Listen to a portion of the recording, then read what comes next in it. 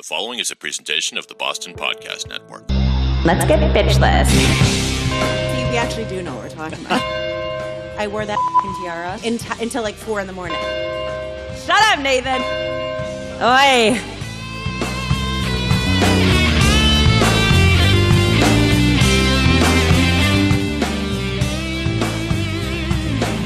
Hi, everybody. It's Deborah DiMancesco with Bitchless Bride, the podcast. How's it going? I'm here with my co-host, Nathan Venn. Oi. Oi. Oi. And my producer, Carrie Tabasky. Hello. Yay. Oi. Oi. Oi again. Dave, yes. Where's the horn for you, Dave? There it is. There we go. And today we are talking with Jason Drake, the very funny author of You Stay Classy, Wedding People. Like, I can't even with this, you guys. This is such a treat today. Jason has been a wedding videographer since 2005 and wrote this hilarious book in an attempt to educate future newlyweds in what not to do. Something that we try and educate on the show all the time. I think that's how you got started, Deb, I think right? that's how I got started. I was a little bitchier, so I'm used to people not liking me at the beginning. Through the detailed anecdotes, pop culture references, and his offbeat sense of humor, you will have no choice but to learn and enjoy the ride, Brodie. So I'm anxious to learn everything I can about how and why Jason authored this book. So without further ado, please welcome Jason Drake. Yay. Yay! Yay! Thank you very much for having me. Oh, we're so happy to have you. Were those Australian oys you guys were saying earlier? No, those were Oi. Jewish oys. Jewish oys. Yeah. They're Jewish. I'm Jewish behind my big fat DiFrancesco name, so every now and again an oi slips out. Oi. Oi, oi. Well, thank you very much for having me. I'm glad to be here. Awesome. Well, listen, we on season 2 of Bitchless Bride, the podcast, we are definitely on a mission to, like, for our audience to understand that marriage is more important than the wedding. And even though we all love a good party, that being said, I'm thinking we can learn a lot about this sentiment from you. So tell me about your book. Why did you write it? What's the main takeaway you want wedding people to absorb from your book? Well, thank you. My book is called You Stay Classy, Wedding People, and it actually has many objectives. For one, it's a flat-out comedy. I'm doing material because I like being funny. I think it comes from my upbringing, as I'm half Irish, half sarcastic on my mother's side. And I've been a videographer since 2005. And so many times I have actually been thrown into the mix, having to do things to kind of save the wedding from going over the edge of the cliff. And it's such a shame to see people spend so much money and to have things crash and burn because of little things they didn't think about. And so I thought maybe I could help people. Aw, but I love how you do it. Like you said, like you want to help people. You do it, and you're like fucking hilarious. You know what I mean? And Thanks. But it's true, and like it's you write a book with like a grain of salt. You know, you're like listen, and I as somebody who is very straightforward, I think it's very important that we definitely try and learn in a way that's funny and that will grab people's attention, because I don't really learn in ways that are very serious anymore. I can't, like, you know what I mean? Like, if you're serious, I'm kind of done with you. But no, but I like it. Why did you write it? So, like, you wanted to help people. I want this to be fun. I've read self-help books, and it's like you're in school again. Exactly. And it's like, and yeah, you just zone out. So I wanted this to be a funny thing to do that you can also learn from. And don't you find that when people find out what you do, one of the first things they say is like, oh, I bet you could write a book about it? Yeah, and that's actually another reason why this came about. At every wedding, all the vendors and I would be seated at the same table for dinner, and we would swap our crazy stories. So every time I tell my story, people would laugh. And not just to be content on doing that, I would add voices, jokes, and really dress up my story, and people would laugh more. Inevitably, somebody would say, oh, they should write a book. And, well, I did. That's impressive because, it's funny. A few years ago, I took some time off. I kind of let down, gave away all my clients and had an open schedule. And I was going to write a book. And actually, that's when I met Nathan. And then a venue called and needed some extra help. and they needed somebody who kind of knew their way around a wedding here and there, and asked me to help them. Well, they were short a few staff members, and that's how I met Nathan. But I'd set that chunk of time aside to write my book, which I haven't written, which I will write one day. I'm on this mission. But I understand, because I feel like anytime I tell anybody what we do, and same with Nathan, is, first they'll be like, oh my God, are you like J-Lo? Oh my gosh, it must be so much Oh fun. my God, you have like fucking unicorns and rainbows shooting out of your butt. Like this, like seriously, like every day. I mean, I kind of do. But. You do. It's funny you mention that, because I am a walking encyclopedia on movies and movie references. And I cram pretty much most of my knowledge into this book, and I must have referenced J-Lo at least several times. I know you did. I know you did, but it's so funny. But that's the picture that I feel like people get. Like, she's walking with her walkie-talkie, and she's doing all these things, and like she opens up her coat, and she's got Q-tips and nail clippers, and like tape and all this weird shit. And then, but you know what? Where J-Lo really fucked up is that she like broke up the marriage and ran away with the groom. I mean, no one really talks about that in that movie, but that's a whole other thing. But one thing that's very important that I definitely want to touch on, as far as I think you and I see eye to eye, and I love what you said about scheduling in your book. So I'm a huge advocate in having a solid wedding schedule, but ignoring the time. So what I mean is not totally ignoring it, but considering the order of events instead of the time in which they happen. So I've written a million articles about how timelines are more guidelines, and that we need to adjust the way we think about the wedding day and think about time on the wedding day. Can you tell our listeners, because you had some juicy tales in your book about scheduling, and sometimes it's too tight of a timeline, you don't give yourself any breathing room. Or like I've had one bride who she swore she wouldn't wear a fucking watch. She swore. And, a lot of the dresses have pockets now. And we were running 10 minutes late for the ceremony, which is pretty normal. And she's like, Deb, we are running late. I'm like, how do you even know? And she pulled a fucking pocket watch out of her pocket. I'm not even joking. She's like, my grandfather gave it. I'm like, I thought I took all your watches. But let's talk a little bit about time, because scheduling and time are very different things. You are so right that people should have an outline and not a timeline. Yes. What's the famous quote? Life is what happens when you're making plans. Yep. And it's so true for weddings. And one thing people don't think of when they're putting their wedding together is they plan their schedule down to the very minutes, and they don't account for the little things that might throw it off. Like traffic, bad weather, people in the wedding party unable to tell time, Kanye West, massive ego disrupting Earth's gravitational pull, the little things. So, I've had so many weddings that really were scheduled down to the last minute, and they went off schedule immediately, and they would miss the entire cocktail hour. They would miss the photo shoot. They would miss so many things, or I was unable to get the photo shoot because I had to go to the reception to set up. And you spent all this money for me, and I took 5 minutes of photos in the park because you don't know how to make a schedule. When you get that schedule, but it's true, because when you get that schedule, have you ever raised your hand and said, hey, I'm looking at this all looks great, but I'm feeling like you didn't schedule enough time to get from point A to point B, or how are we going to get downtown in time and still have pictures? Have you spoken up? Exactly. Yeah, and that's the thing. Part of the thing that made me write this book is so many of these problems in weddings. I would say scheduling and speeches are the number 1 and 2 issues at weddings, and they're preventable a week ahead of time. I can't tell you how many times I've talked to coordinators. I've talked to my boss. I go looking at the schedule. This will never happen, ever. And they're it'll be fine. One coordinator scheduled a drive from the Congress Hotel downtown Chicago to Irving and Damon. And they scheduled a trolley to make that trip in 15 minutes. Oh, my God. I'm from Chicago. With Chicago? Yes. You can't go 2 blocks downtown in 15 minutes, let alone a mile. And on a Saturday. And on a Saturday, yeah. So we showed up at the church 10 minutes before it starts. That's when the bus arrived. By the time I got my gear off, it was starting in 4 minutes. Holy I usually shit. need 20 to 30 to set up. And I ended up missing half the vows because I didn't get to do a sound check. I just had to just get it up as quick as possible and hit record. And then once the vows started, I realized my secondary microphone wasn't on because I didn't have time to check it. And so I got it on, but we missed 5 minutes of it.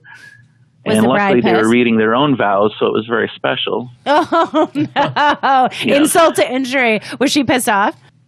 Oh, I'm sure they were. Oh, yes, actually they were, because I had been in contact with the coordinator all morning. I said, okay, how are we doing? Okay, it's now an hour till. Maybe we should leave now. I kept trying to tell them that I need to be there at this time, and no, they got it covered. And so not only were they livid about that, but they actually said that I was difficult to work with because I was complaining the whole day. And I guess they mistook my concern for not making things on time as complaining. See, and that's such a fine line, because you, in a way, you're not like complaining in the typical sense of the word, but you're educating. I really think that's, you know what I mean?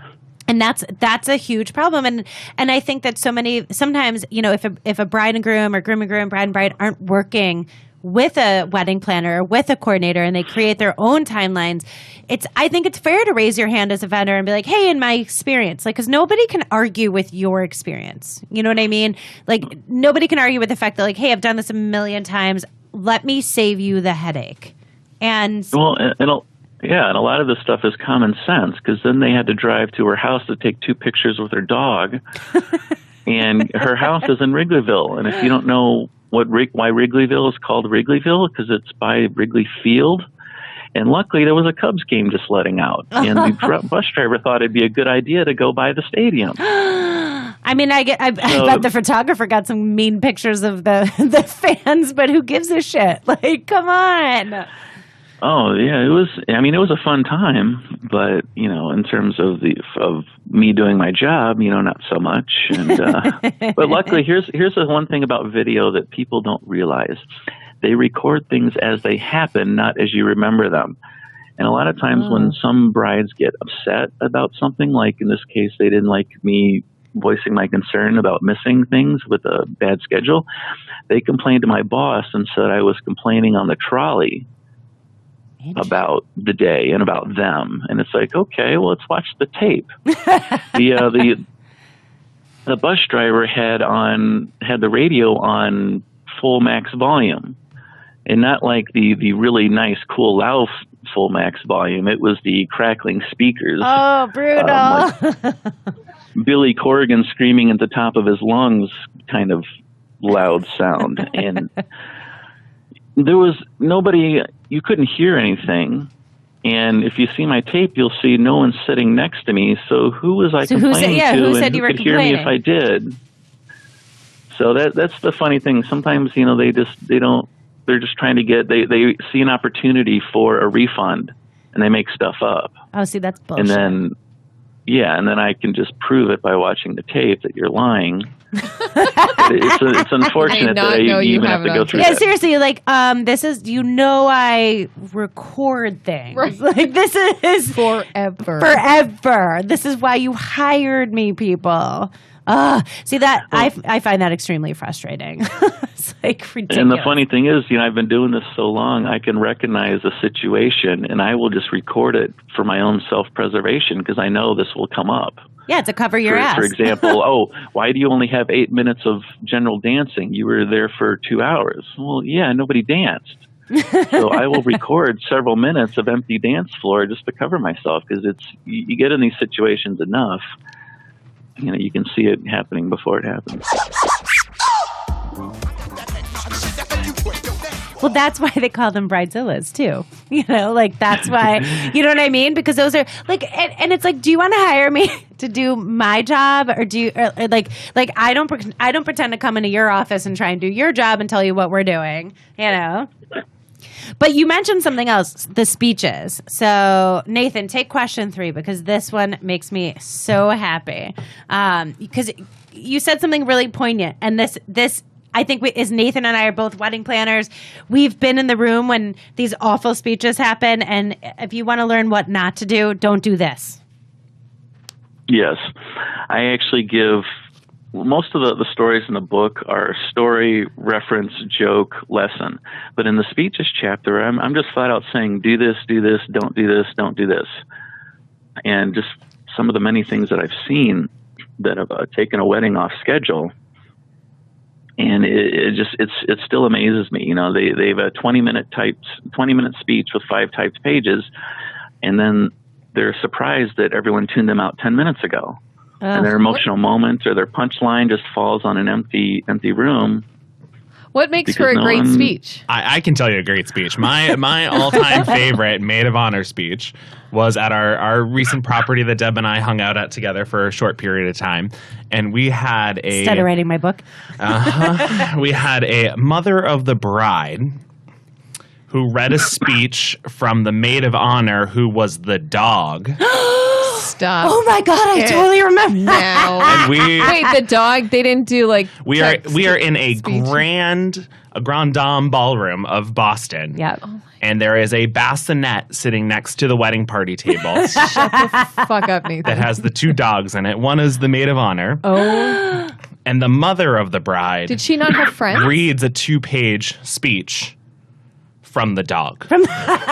And Don't do that, Bridie. does she know what the dog's thinking? It was not the bride's Did the fault. The dog bride write it? only did the wedding for her parents. I think I don't even know if the bride was there when the speeches were going on. It was for the parents. Oh my God. Did the reader do an accent? Did she do the voice of the dog? Surprisingly, Did she no. bark? Surprisingly, She was barking? There was no barking. There was no accents. But it Like, was if it was sincere an from. It accent, was what very would it- sincere from the heart. So that is what to do for sure.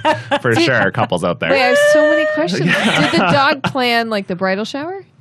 No, but they did come to the tasting. The dog came to the fucking tasting. Both dogs came to the Was it a tasting. service dog? The dogs can't have chocolate.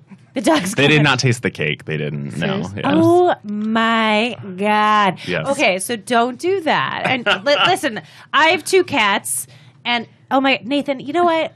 Fuck off. I mean that so nicely. Nathan Your hates cats my are not nice. They're Okay, long-haired and they're not nice. I will put up some pictures of Benny. Benny's the nice one. Rose likes to give me attention privately. I just got Birdie. I got Birdie about 3 weeks ago, and she's the sweetest, sweetest and cutest cutest cat in the world. She really is. She She really is. And Chris is like, why can't we have a cat like Nathan's? True story. But anyway, side note. But Jason, you said when you mentioned the whole 5 pages of how the maid of honor met the bride in grade school, or some other ridiculously boring story that no one gives a crap about. So that's kind of like what Nathan was saying. Like, you got the dogs. I think I've mentioned this on the show before. I once had a best man speech that was so horrific because it was a very Catholic, very conservative crowd, and he literally looked at the parents and thanked them for having sex. And I was like, oh my God. Oh my God. Know dude. your audience. Oh no, you have to know your audience. It was like a car wreck. I couldn't and then I realized too, I don't have to stay in the room for this. I can get up. I can walk away because I'm not. Unlike the family that Unlike has to the sit there. family that's crying and white knuckled. But I love what you said. If you're a maid of honor and you're giving a speech, it doesn't necessarily have to be hey, you can reference, hey, I've known so and so since grade school. We've grown up together. This is great. 1 or 2 stories done. 5 minutes max. Oh my God. It's so frustrating. Not everyone grew up with you. Not everyone knows you. And I also think it's interesting when people don't actually introduce who they are. And I think that's something that you forget all the time. Hey, I'm the maid of honor. My name's Deb DeFrancesco, and I've known Lori since I was, in grade school. So something here's how I fit into the scenario. Keep it short, keep it sweet. Keep it short, keep it sweet. And then get a fucking wedding planner to be yo, girly, we're behind the scenes doing the cut. come on. Here's the thing. Here's the thing. There's so many things wrong with the grade school speech. For one, we don't need the VH1 behind the music of your entire life. And that's usually where you can see this is going. If they just said, hey, we met in grade school, here we are, that's one thing. But it's usually, this is the start of my biography. Sit down and get some popcorn. That's a good point. That's exactly it. No one's had anything to eat yet. They're sitting there waiting for food to come out. Yep. And we're waiting on you. You need to finish your fucking speech so I can get my appetizer. So let's move this along. Everyone's getting hangry. Yeah, I had one where there was 8 speeches and it went on an hour. And when they finally finished, there was almost a stampede to the bathroom. Oh, that is the worst. And also, it slows down the kitchen. So, I think there's just so many, I think as experienced wedding planners, Nathan and I have always tried to create a schedule where if you do have a lot of people that want to speak, which tends to be something I would say for the younger brides, truly, and grooms. And I think you have to break it up. I think it's important that you like maybe do, your parents' welcome toast or whatever it is. Have one toast, maybe two, serve the appetizer. Let people have food in front of them. Then you actually have their attention because they're being satiated at the same time. Like, that's kind of a big deal. It's all about the schedule, though. It's all about breaking things up. And that's when you chime in as a vendor and say, hey, I'm only scheduled till 9 p.m., how about we, that's when you get creative and move things around so things aren't missed. But you have to give yourself a little wiggle room. You have to give yourself some time to be able to do these things. And exactly. And no one gives a shit. You mentioned, if you grew up together. Like, go ahead. You mentioned inappropriate speeches. That's pretty funny. I usually try to tell the maids of honor if you could limit your F-bombs to no more than 3 per speech, that would be good. That would be me. Especially when they're holding the hand of their child. Listen, I'm a 5-year-old child holding her hand. It was crazy. But you know what, though? I'm a swearer, and I swear around my kids, but I also know my audience. So, I've done a few stints here and there. Like when I was on Yahoo Finance, I was on live, and my friends joked like, "Oh, are you going to know when not to swear?" It's like, yeah, I actually do. I'm also in a client-facing role, and I also read my clients. Like, I know when it's appropriate. A few weeks ago at the Four Seasons, you tamed it down just a little. I did. Just enough. I'm still not going to lose myself. Something that nobody... What? Oh, sorry. Go ahead. Here's the great thing about this book is not only do I tell you what not to do, I actually tell you how to write a great speech. I almost fell over one time. I was at a wedding, and the bridesmaid said that she could not find anywhere on the internet how to write a great speech. And so I do that. And in this book, there is written the greatest speech ever written by me, and I break it down in outline form so you could retrofit it to yourself. That's awesome. Thank you. We all thank you for that. And so it's like a Mad Lib. It's like a speech Mad Lib. Yeah. I think those should be a drinking game. Oh my God, that could be who's going to have the best speech? Fill in the blanks. Fill in the blanks of Jason's outline. But you know what? Not everyone can write. You know what I mean? And not everyone's comfortable speaking in front of. I couldn't do it. No. You could do it. You could muster. I mean, but really, you could probably only do it because we've seen so much shit and we know what not to do, and we also know the things that people want to hear. And is there food coming? Because I wanna, I want it sooner rather than later. But shouldn't some people just not write if you can't write? Just go up with one story or 2 stories you're going to tell, and exactly. Just tell it, and don't. And so, therefore, in September of 1996, I was delighted to find that we were in the same chemistry class or whatever. And chemistry sucks. I'd be like, chemistry sucked, and that girl got me through it. Yeah, and that's actually what I do in the book is I break down my speech like the Zapruder film into several segments, and then you can put it in. You fit your own story in. There's story, joke, emotional moments, punchline, story, joke, applause. But that's so smart, and it keeps you going. It was funny. There was a part in your book where you said something that nobody tells you is just how common it is for people to pass out at your wedding, and I think that's surprising for brides. Like, what the fuck are you talking about? And sometimes it's even the bride, because you also mentioned, and this is so true, that sometimes it's because of how little they've had to eat and how much they've had to drink, and then coupled with an extraordinarily hot weather and just the overall adrenaline flowing through. So I think we need to share some tips with our brides. And I mean, I need people to eat. I always say that. I always make sure, have something. Don't start trying new foods on your wedding day, but eat something with carbohydrates, even if you haven't had them in a little while, Brodie, because you're trying to get in that dress. I understand, I get it, but you also have a very long, very emotional day that's packed with adrenaline as well. And you want to throw some hot weather into that, you are basically writing your own ticket to pass out. And it's unfortunate. And sometimes, and like you said, it might not even be her, but it's like I've had photographers. I mean, when I read that, I was like, oh my God, that's totally right. I totally forgot about that. Yeah, you're absolutely right. I mean, how common is someone passing out? Well, how common is Kanye West saying something stupid? It happens all the time. That's a good point. And I always try to give advice, you should eat something like a mini taco, an 8-pound steak, just get something in your stomach. And at least, don't do 8 shots of vodka before the ceremony. Oh, I know. We've had that too. I had one. one groomsman do that. And during the ceremony, he did a face plant on the stairs. Oh my God, I need that video.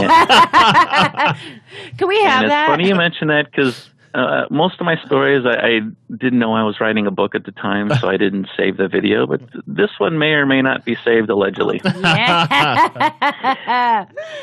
And in slow motion. That is amazing. But yeah, he fell right on his face on the stairs in the middle of a song during the ceremony. Some people rushed over, took him out. The referee said, "Play on." All the groomsmen took a step to the left, and the ceremony never stopped. And he woke up the next morning. He was like, "Where the fuck am I?"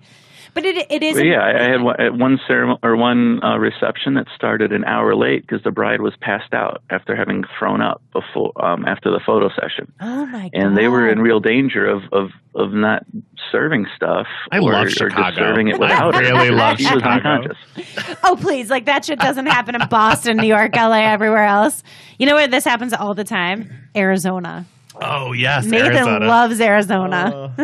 Jason, I would love to know for our brides, grooms, couples out there that are just kind of starting the planning process and they're looking at videographers, what should they be looking for or asking? What kind of differentiates them?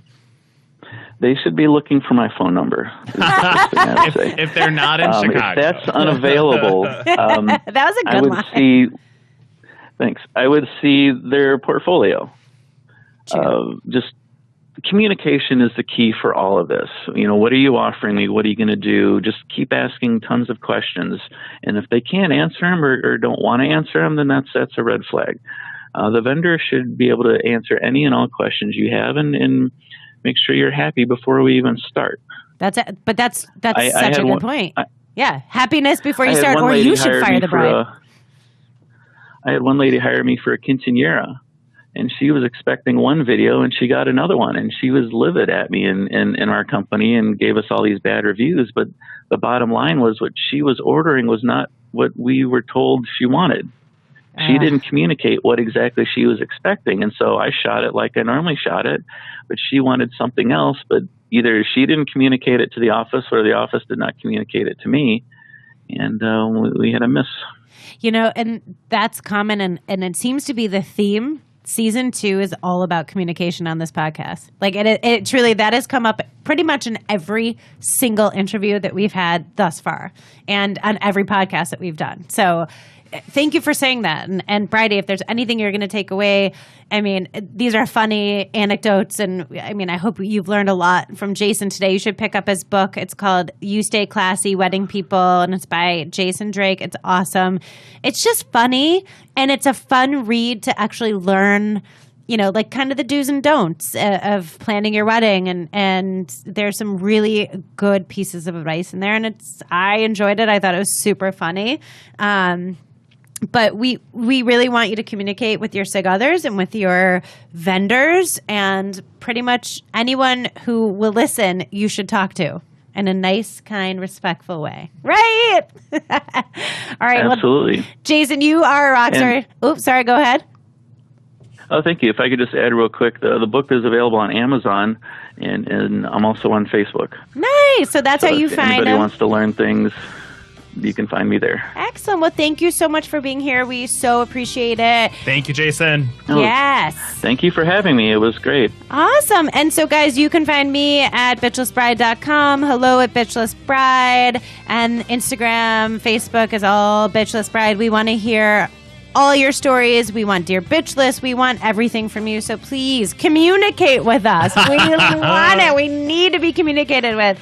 Anyway, hope you enjoyed. Have an awesome day. Peace. Bye.